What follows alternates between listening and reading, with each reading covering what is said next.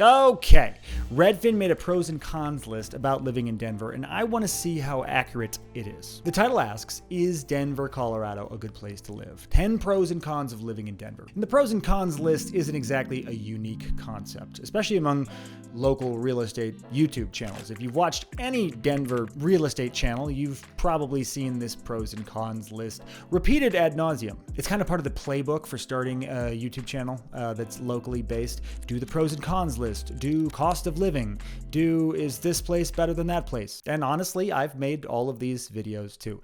Not so much anymore because it gets a little boring after a while, especially when people keep making different versions of the same video. But redundant or not, these are all local takes on the concept of whether or not this is a good place to live and what are the pros and what are the cons of this local area. But Redfin is, of course, a national outlet, so let's see what they have to say. And this is from Redfin's blog, and it's not just Denver they're doing. If you click through, it looks like they're doing these for pretty much every metro area they can. Colorado Springs, Miami, Florida, Sacramento, Mesa, Arizona. But let's dig into their blog about Denver. Okay, first of all, some quick facts. Median home price in Denver, $620,000. Depending on the metric you look at, that's pretty close. I'm sure Redfin's just pulling it from their data, so fair enough. Average monthly rent, just over $1,800. Yep, that checks out. Walk score 61 out of 100. Transit score 45 out of 100. That would make sense too. Pretty walkable city, not amazingly. Transit leaves something to be desired. Bike score is 72. In Boulder, I'm not gonna look, but it's probably 100. Okay, number one, Redfin says a pro, stunning natural scenery. Yeah, this one's kind of a layup. Denver, of course, not in the mountains, it's on the plains, which is a common misconception before people get here, but it's looking at the mountains, and that's beautiful. Also, we have a lot of parks and open space, even within the city of Denver. I don't know if that counts as natural scenery, but yes, number one, Redfin, correct. And number two, they go to a con, high cost of living. Yes, this one's correct too. Denver typically ranks higher than average on the cost of living scale. Everything here has gotten expensive. Everything everywhere has gotten very expensive within the last year or two. It seems everything's $1 million. It's tough out there. I've heard and read that it's the least affordable time to live in America in history. That's looking at costs of things versus wages in terms of affordability. Least affordable time in American history. I buy it. And Denver, in terms of affordability, is worse than average. Not too much worse. It's not in the top 10 in terms of US cities, but it usually gets ranked around 20% more expensive, depending on which outlet you look at, than the national average. So on number two, yes, Redfin, I agree. Number three, it's a pro, and it's that Denver has a thriving job market. I'm not so sure about this one. I don't think it's bad, but I don't think it's any better than a lot of places in the country. Redfin points to industry, technology, healthcare, finance, and names a couple of companies and startups that are good employers in the area. But here's the thing, if you pull up the most recent unemployment rate by city, Forbes has it that the national average is 4.2%, and Denver's unemployment rate 4.2%, exactly the same as the average. Now that's just one metric, unemployment, but often the job market does get judged on that. So as far as thriving job market, no, I don't think so. Number four they have as a con, high altitude. Yes, the Mile High City, 5280. They say high altitude can cause dizziness, illness, altitude sickness, all those scary things, which are true, but those are temporary symptoms of going to a higher altitude. Once you're here for a few weeks, or honestly, a few days, your body adjusts. Now, if you're someone with respiratory issues, this can be a legitimate issue. So in that case, definite con. But for the general public, I don't think it's a con. I think it's a pro because you come here, your body adjusts to the high altitude, it makes you stronger.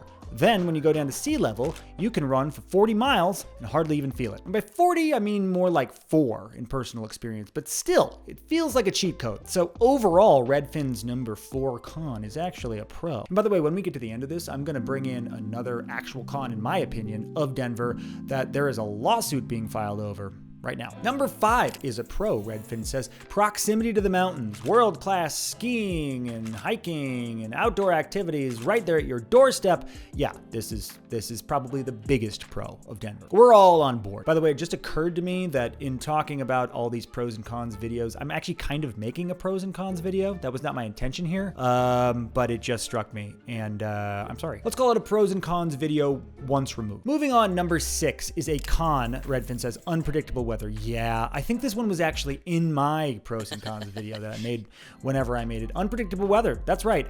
I tend to think that locals, no matter where you go, no matter what city or state you're in, overhype how unpredictable their weather is. I've lived 4 or 5 places in my life, and in each of them, people would say, you know how it is here. If you don't like the weather, wait 10 minutes.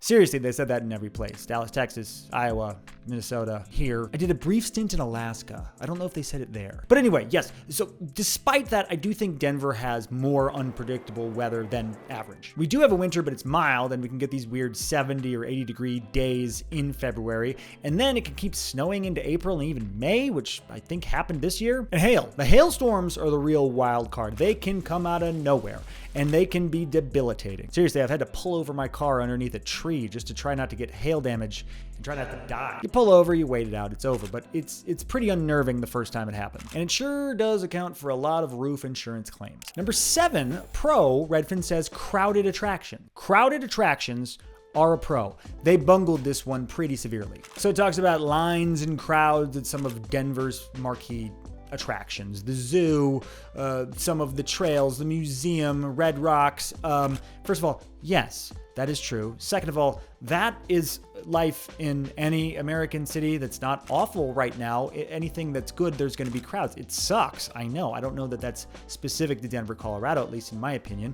When you go to Red Rocks, the whole point is that you're going there with the crowd. But also, Redfin's calling this a pro. Like, it's a good thing. I think they just screwed up, so I won't dwell too long, but suffice to say, I disagree in many ways. Number 8, smoke from wildfires. Yes, I totally agree that this is a con, Redfin. In recent years, we've had bouts. It's not consistent, it's not constant, it's here and there based on which forest is burning at which time. We will get some of the residual smoke covering Denver, like hanging over the city like a blanket, and it kind of sucks. You can't see the mountains for a little while. Sometimes air quality suffers. Once I was having happy hour in my backyard, and while we were hanging out, little pieces of ash were raining down on the table. That was an extreme example, but we do get smoke from nearby wildfires somewhat often. I don't remember the last time it's happened, but usually it happens early summer. Not all the time, but can happen. Now, this, of course, is a result of forest fires in the western part of the state, but it can also be a result of forest fires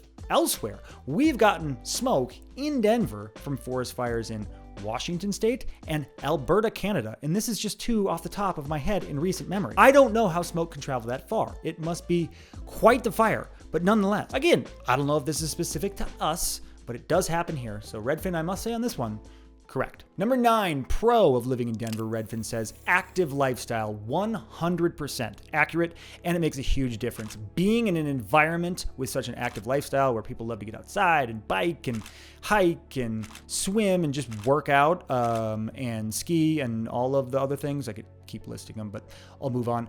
It makes a difference. Even if you're someone that's naturally active on your own, I have noticed my environment makes a big difference. If I'm around people who are active, if I'm in an active environment, it makes me want to get out. Definitely a pro. One of the best things about our city. Probably I would put it number 2 right behind the mountain views. Number 10, and this is an interesting one, it's a con. It says limited water resources. So it says Denver relies heavily on snowmelt, which is true, for its water. Snowmelt fills up the reservoirs hold drinking water.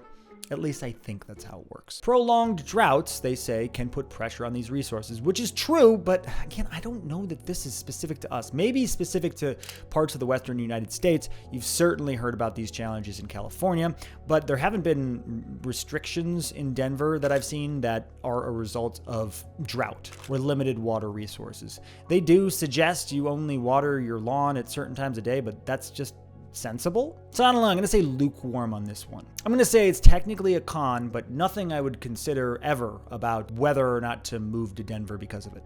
And I mentioned before I was going to talk about this con that there's a lawsuit being filed over right now in Denver. And this is something that if you've been to Denver, if you've spent any time here, you've probably been aware of. A group of neighbors on the north side of Denver has sued the Purina plant over the pet food smell around I-70. Again, if you've ever taken I-70 through Denver, this is not on I-70 to the west going up into the mountains. This is the Denver part of I-70 that takes you through northeast Denver, kind of across the north side of town. You've seen and probably smelled the Purina plant. It is a staple of the community. I say that only half tongue-in-cheek. It's been there forever. In fact, this article says it's been there since 1930. And it's sort of just been a joke among locals. The pet food, the dog food smell on I-70. Did you smell it? I smelled it. Though I suppose if you live in that area, very close to the pet food plant, not really so much a joke. That would be awful. And the neighbors are saying so. They're saying it smells like dried up vomit. It smells like even worse things. You can read them all in this article. And this is really affecting some of those North Denver neighborhoods that aren't talked about too much. The lawsuit alleges that employees from the state health department measured the air quality a couple times around the plant in 2021 and found 2 instances in which it did not meet air quality standards. So the neighbors are finally fed up. They've had enough of the dog and cat food smell, and I can't blame them. I don't know if the lawsuit is going to make the plant go away, because that's been there for almost 100 years, but it may be worth having the conversation because it's one of those quirks of living in a place where something's been there forever and you just kind of get used to it. But as urban density is getting denser and denser and people need places to live, you wonder if the pet food plant needs to be right there. Anyway, that's it. Decent job, Redfin. And if you want to actually see my pros and cons video, I will put it here on the ending card on this YouTube video. Otherwise, you're the best. Talk soon.